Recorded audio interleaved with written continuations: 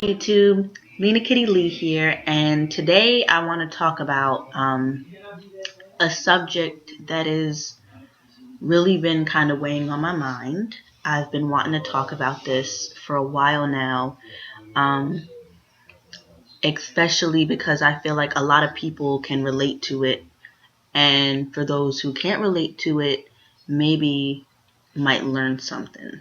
Basically, what I want to talk about today is the struggles of being a geek, but not just any kind of geek, specifically being a black female geek.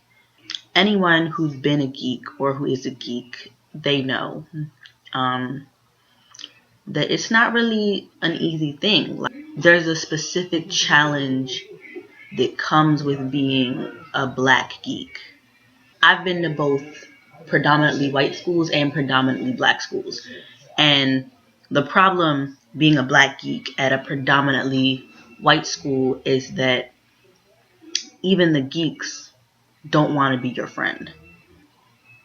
For certain black people, being black at a predominantly white school is like an automatic cool card. Like, don't get it twisted. These white people are not really your friends. They don't really care about you. What they want is a token black person to tote around like a trophy. But you have to be what they want you to be in order to fit that persona that they've placed on you. You know, you have to be the athletic type, the cool, suave type, the haha joking around black person type. They don't want a black person who is going to sit there and talk about Harry Potter. That's not what they're looking for. The people who are rejected by the cool kids just like you are also looking at you like, oh, she's weird. And I think it's because in their mind they already have this set idea of what they think a black person should be like. And because you don't fit that, they don't want you to be a part of what they have, even though we might share the same interests. And then the issue with going to a black school is that black people have been so brainwashed by this ridiculous idea that the stereotypes that they hear are what is true, that they perpetuate it themselves. So they also don't want to be around a black person who's interested in things that they don't think black people should be interested in. You get around black people, like a predominantly black area, and you'd be surprised by how many black people are interested in comic books and anime, who read manga, and who love Harry Potter and all these other different things, but they hide it because they're scared of what people might think. I don't know, it's especially difficult within the black community because it's such a struggle to find other black people who share your interests, because so many black people are afraid to let others know that they have these interests. Another thing is the lack of representation that black people get, and not just black people, all minorities really, where you never get to see yourself in the things that you love because they think that that's not the target audience. And it's damaging to love something but to never see yourself in it. Like, when we get representation, we flock to it. Like, black people are so excited to see ourselves, like Static Shock.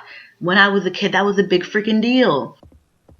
And now I see why Richie acts like a hood, Maggie. That kid's a bad influence. All his kind are. Keep your voice down. It's bad enough I gotta deal with them all day long. Now one of them's in my house. Like a black superhero where the show is about him. He's not a side character or like one of the team members. No, the show was Static Shock, and they addressed it. They addressed his blackness in the show. And I think that was a particularly fulfilling thing to see, to watch. It's not like that. It's like I've been carrying this weight around all my life without knowing it, and now it's gone. What are you talking about, Verge? In Africa, I'm not a black kid. I'm just a kid. I mean, is this what it feels like for you all the time? Yeah, I guess. Like, the lack of representation is so extreme, you guys. It's so extreme that we project ourselves onto characters that don't have a race. For example, we'll see someone who's like an alien and they can have green skin or blue skin, and we'll say, that guy's black. He's black. He's got the mannerisms of a black man, and so we're headcanoning. It's a headcanon that he's black. And a lot of times they'll take voice actors and have them play an animal instead of like a black person. It's very demeaning. That's what we are. We're animals and aliens. Another thing that black people face is it's a cosplaying dilemma. I've cosplayed as Pinkie Pie from My Little Pony. I've cosplayed as Tamari from Naruto, the Shippuden version of it. I have cosplayed as Harley Quinn. If black people only cosplayed black people, we would have a really small, like, pickings. Like, there's no one, like, there's a couple people, and that's great, but a lot of the characters that we're going to be forced to cosplay are either white or characters that don't particularly have a known race. My Tamari cosplay had a couple of people who were confused about my choice. Like, why would you pick her instead of a black character? And that right there is, to me, it's ridiculous. I shouldn't be confined to only cosplaying as a black character. And then we get white people who, by that same token, think, well, black people cosplay as white characters, I'm going to cosplay as a black character. And that's fine. What's not fine is saying that because this character is black, the only way I can cosplay as them is if I paint my skin. That's bullshit. That's blackface, and it's bullshit. I want to let you guys know, black people aren't aliens. We're not mutants. We're people. You can't color your skin to represent a black person. If you want to cosplay as them, wear what they wear. Like,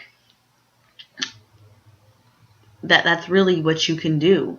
For my Tamari cosplay, I didn't even straighten my hair for it. I could have done a wig, but I was kind of trying to make a point here that when you cosplay, people will know who you're supposed to be without you having to change your nationality. I was very clearly black in my Tamari cosplay. I didn't paint my skin white. My hair was natural, and I put it in the four little poofs, and people knew who I was. No one stopped and said, oh, hey, who are you supposed to be?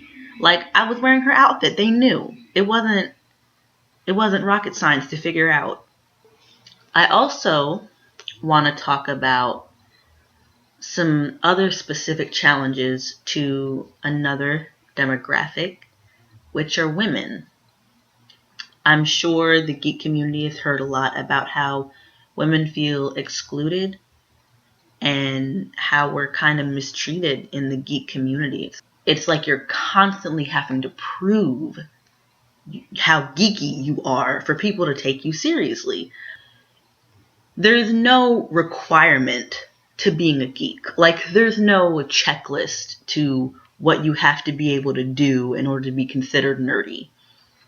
So the fact that these guys are constantly on this, like, if you haven't played this game or watched this show, you're not considered a geek thing. Like, I find that to be absolutely ridiculous.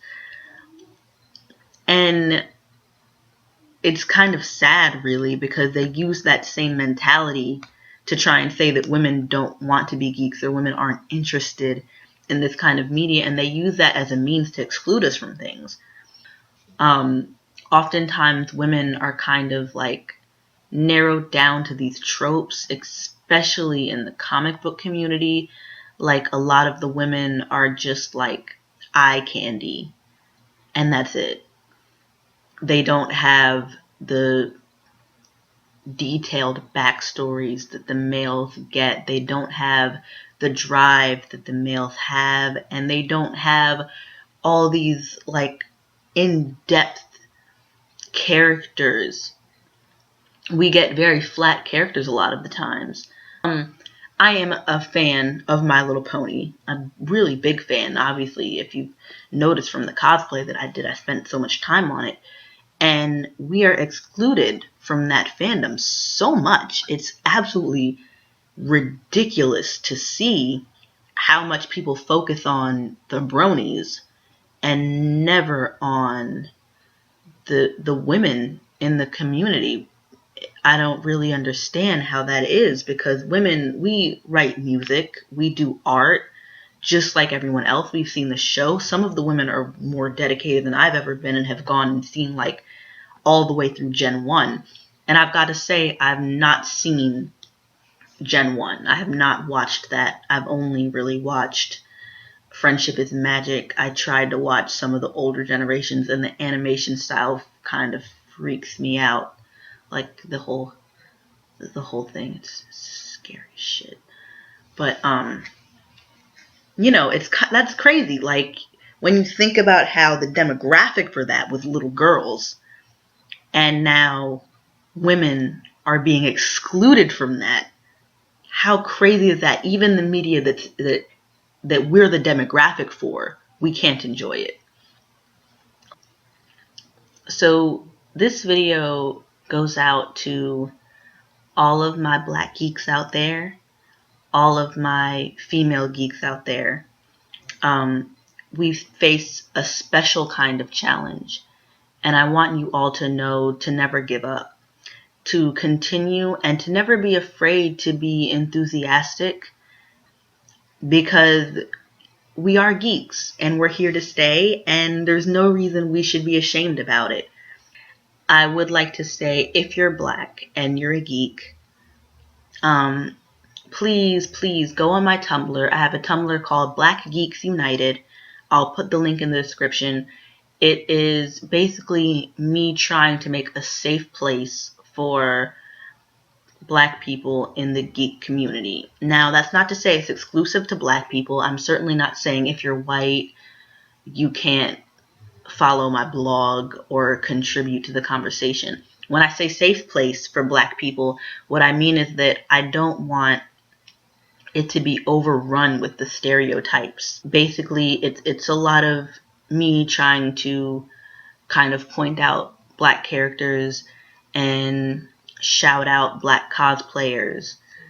I'd love it if I could get enough of a fan base that I could create this really big community so that any black geek on Tumblr or even on YouTube never has to feel like they're alone. Please like my video, comment, subscribe. My name is Lena Kitty Lee. Thank you so much for watching this video. And let me know, if you're a black geek, what are some things that you've gone through? Like, tell me some of your stories. If you're a female geek, tell me some of your stories as well. And maybe give some advice to some people who might not know what it's like. I love you guys so much. Again, this is Lena Kitty Lee. Thank you for watching my video. Bye-bye.